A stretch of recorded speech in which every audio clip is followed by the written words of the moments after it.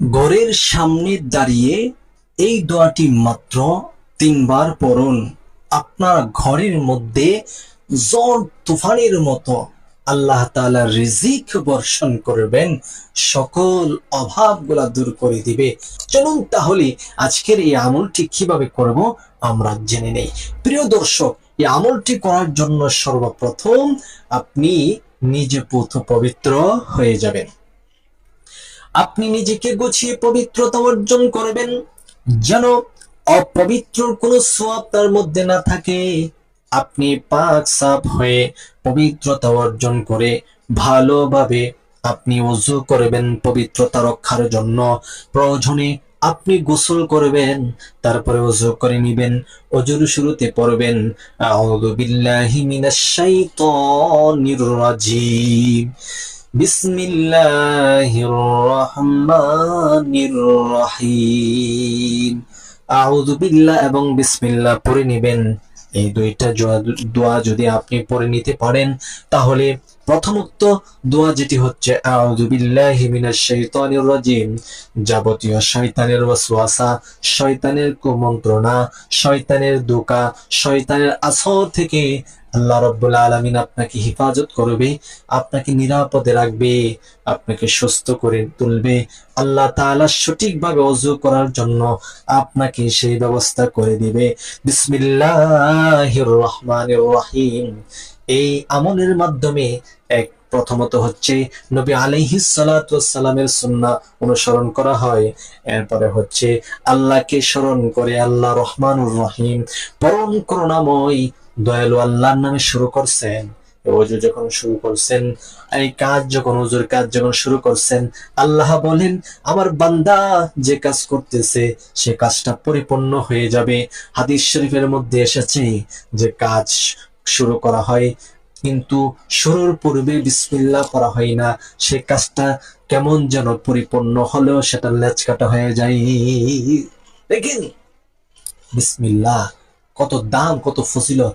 বিসমিল্লাহ পড়লেন, আপনার কাজটা পরিপূর্ণ হলো, বরকতময় হলো। বিসমিল্লাহ পড়লেন না তো আপনার কাজটা বেবরকতি হয়ে গেল। তো আপনি ওযুর শুরুতে বিসমিল্লাহ পড়বেন, এরপরে ওযু করবেন, স্টেপ বাই স্টেপ দৌত করবেন ওযুর অঙ্গ প্রত্যঙ্গগুলা, আর ওযুর ফরজ অঙ্গগুলাকে আপনি সঠিকভাবে আপনি দৌত করবেন, যেন কোনো প্রকার গলত না থাকে, ভুল না থাকে, বিন্দু পরিমাণ শুকনা না থাকে। যদি বিন্দু পরিমাণ শুকনা থাকে সেক্ষেত্রে কিন্তু আপনার ওযুটা হবে না। এই জন্য খেয়াল করে ওযু করবেন।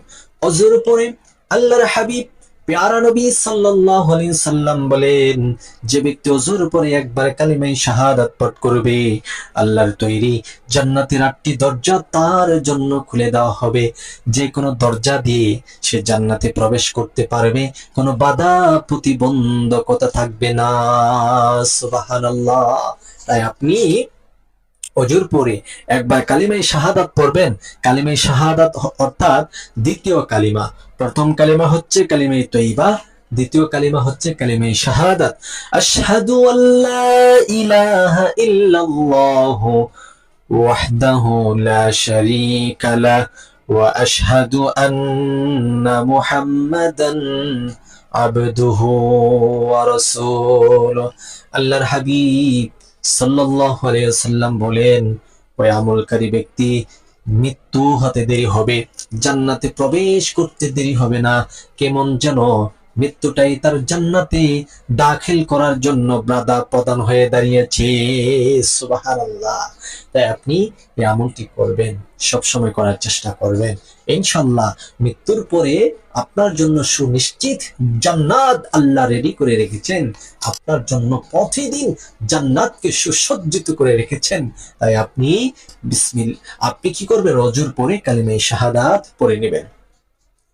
এরপরে যখন আমলটি করবেন, আপনি আপনার ঘরের সামনে যাবেন। আপনার ঘরের সামনে গিয়ে সর্বপ্রথম 3 বার এই ইস্তিগফার পড়ে নেবেন। আস্তাগফিরুল্লাহাল্লাযী লা ইলাহা ইল্লা হুয়াল হাইয়ুল কাইয়্যুম ওয়া আতুবু ইলাইহি লা হাওলা ওয়ালা কুওয়াতা ইল্লা বিল্লাহিল আলিয়্যিল আযীম। আস্তাগফিরুল্লাহাল্লাযী লা ইলাহা ইল্লা হু আল হাইয়ুল কাইয়্যুম ওয়া আতুবু ইলাইহি লা হাওলা ওয়ালা কুওয়াতা ইল্লা বিল্লাহিল আলিয়্যিল আযীম।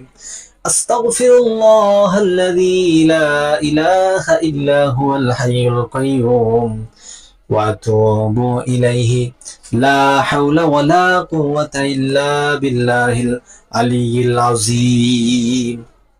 এরকম ভাবে 3 বার ইস্তেগফার পড়বেন, প্রাণ খুলে, মন খুলে, দিল থেকে গুনাহ মোচন হওয়ার জন্য আল্লাহর কাছে তাওবার উদ্দেশ্যে ইস্তেগফার পড়বেন। এরপরে 3 বার প্রিয় নবীজি সাল্লাল্লাহু আলাইহি ওয়াসাল্লামের উপর দরুদ পড়ে নেবেন। আল্লাহুম্মা সাল্লি আলা মুহাম্মাদ ওয়া আলা আলি মুহাম্মাদ কামা সাল্লাইতা আলা ইব্রাহিম ওয়া আলা আলি ইব্রাহিম ইন্নাকা হামিদুম মাজিদ। আল্লাহুম্মা বারিক আলা মুহাম্মাদ ওয়া আলা আলি মুহাম্মাদ কামা বারাকতা আলা ইব্রাহিম ওয়া আলা আলি ইব্রাহিম ইন্নাকা হামিদুম মাজিদ। বাস, আল্লাহর হাবিব প্রিয় নবীজির উপর কম পক্ষে 3 বার দুরূদ পড়বেন। আল্লাহর নবী বিশ্বনবী রাহমাতুল্লিল আলামিন বলেন, আমার উম্মতের মধ্যে কেউ যখন তার অন্তরে আমার মহাব্বত ধারণ করে মাত্র একবার দুরূদ পড়ে, সে একবার দুরূদ পড়ার বিনিময়ে আমার আল্লাহ তার আমলনামার মধ্যে 10টা রহমত দান করেন, 10টা গুনাহ কেটে দেন।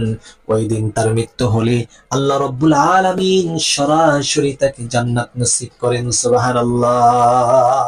তাই আপনি কমপক্ষে 3 বার পড়বেন, 30টা রহমত, 30টা গুনাহ আপনাকে মুছে দিবে ইনশাআল্লাহ। আপনার গুনাহ খাতা থেকে বড় বড় 30টা গুনাহ মুছে দিবে 3 বার দুরূদ পড়ার কারণে। আরো বহুত ফজিলত রহিয়াছে। এরপরে আপনার ঘরের সামনে আপনি দাঁড়াবেন, ঘরের দিকে চেহারাটা ফিরিয়ে পশ্চিম আকাশের দিকে তাকিয়ে আল্লাহ পাক রব্বুল আলামিনের দরবারে এই ছোট্ট দোয়াটা মাত্র 3 বার পড়বেন। আল্লাহুম্মা ইন্নী আসআলুকাল হুদা ওয়াত তুকা ওয়াল আফাফা ওয়াল গিনা।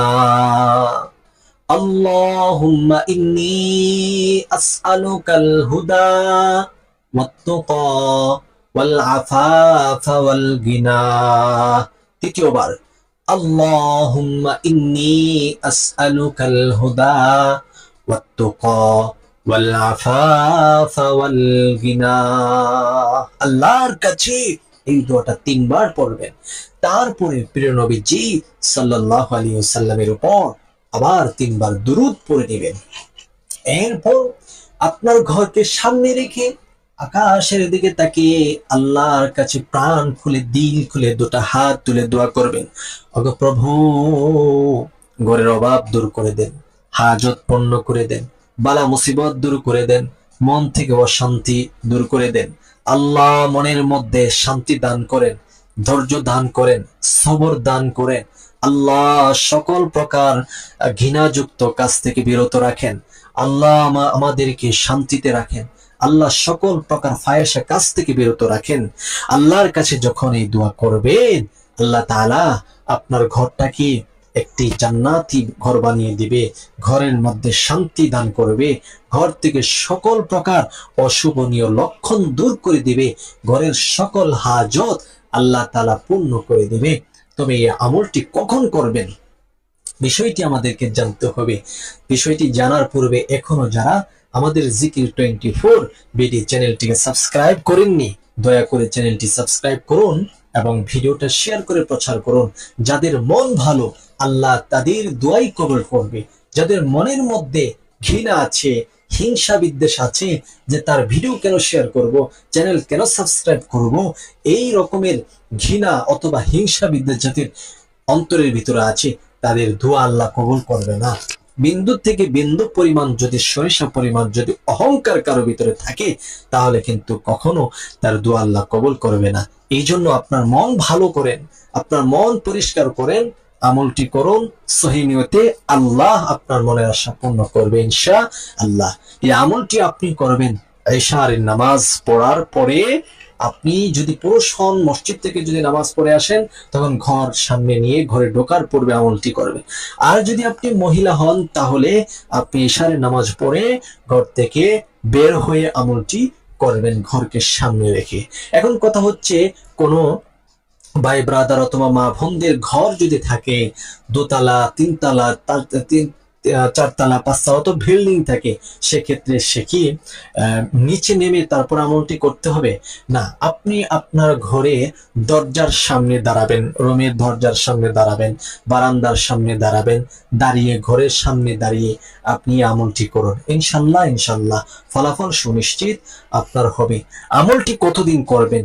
আমলটি আপনি করতে থাকুন। এই আমলটি তো বেশিক্ষণ লাগবে না, আপনি কন্টিনিউ আমলটি চালিয়ে যান, কোনো না কোনো সময় ইনশাল্লাহ ফসল আপনার হবে। আল্লাহ তাআলা সকল প্রকার ফাহেশা, গুনাহের কাছ থেকে, ঘৃণাযুক্ত কাজ থেকে আল্লাহ হেফাজত করবে। ঘরকে আল্লাহ তাআলা শান্তিময় দান করবে। আল্লাহ অভাব দূর করে দেবে, হাজত পূর্ণ করবে, মনের আশা পূর্ণ